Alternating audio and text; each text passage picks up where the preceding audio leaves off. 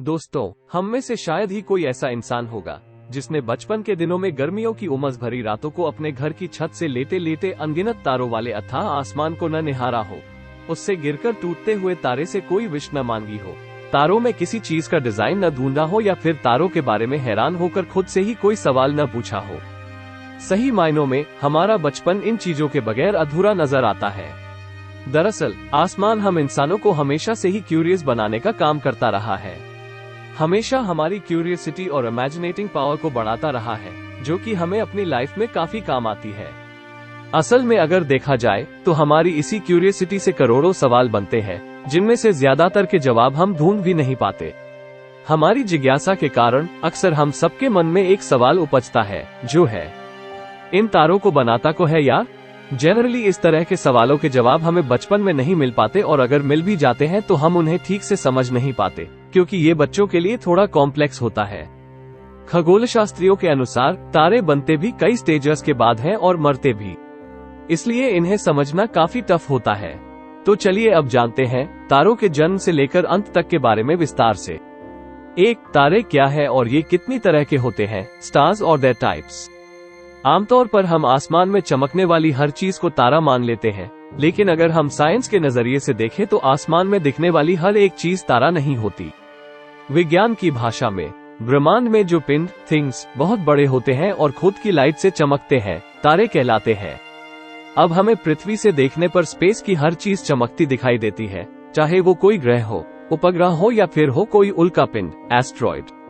हमारी पृथ्वी से तारों के अलावा भी कई अन्य आसमानी चीजें जैसे ग्रह, उपग्रह इत्यादि चमकते हुए दिखाई देते हैं, क्योंकि वे तारों से आने वाली लाइट को परावर्तित यानी रिफ्लेक्ट कर देती है।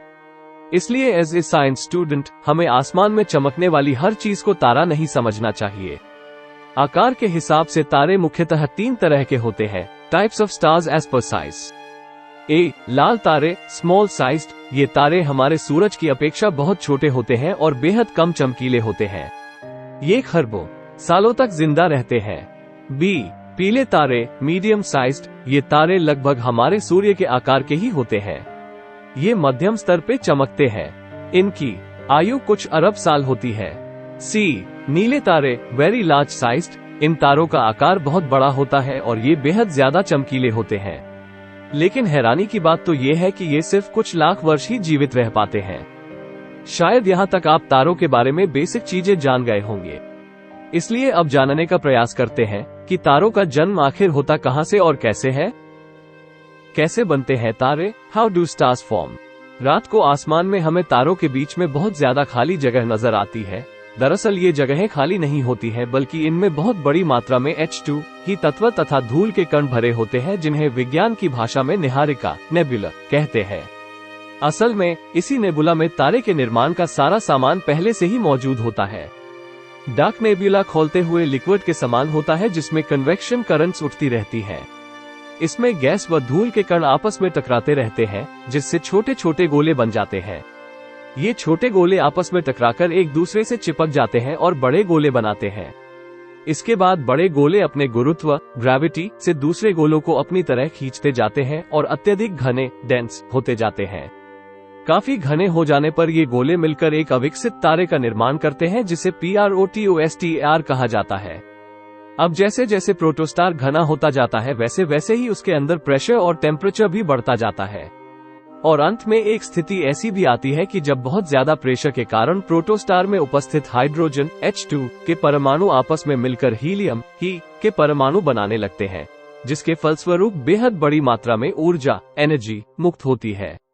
इस ऊर्जा के कारण गोला चमकने लगता है और इस तरह प्रोटोस्टार अब एक जगमगाता हुआ सितारा बन जाता है।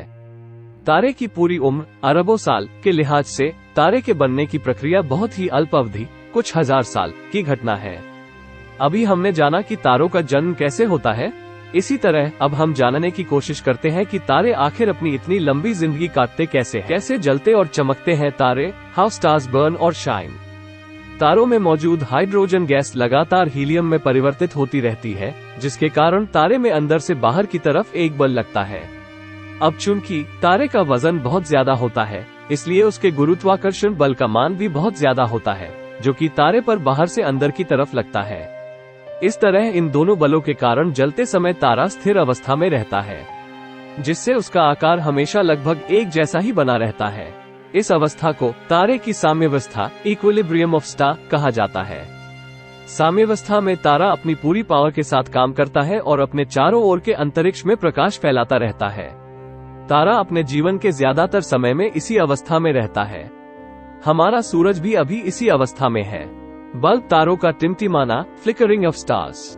रात में धरती से निहारने पर तारे टिम टिम करते हुए दिखाई देते हैं, क्योंकि यहाँ वायुमंडल उपस्थित होता है, जिसमें अलग अलग लेवल पर अलग अलग घनत्व, डेंसिटी की हवा मौजूद होती है। तारों का प्रकाश जब इनमें से होकर गुजरता है तो हवा की डेंसिटी में बार बार उतार चढ़ाव होने के कारण मुड़कर हमारी आंखों तक पहुंचता है। इस तरह हमें ट्विंकल ट्विंकल लिटिल स्टार दिखाई देते हैं। कैसे होता है तारों का खात्मा? लाल दानव अवस्था, रेड जायंट स्टेट। जब तारे के केंद्र कौ में मौजूद सारा H2 खत्म हो जाता है तो फिर तारा सिकुड़ने लगता है, यानी छोटा होने लगता है। तारे के सिकुड़ने से उसके अंदर का टेम्परेचर धीरे धीरे बढ़ने लगता है।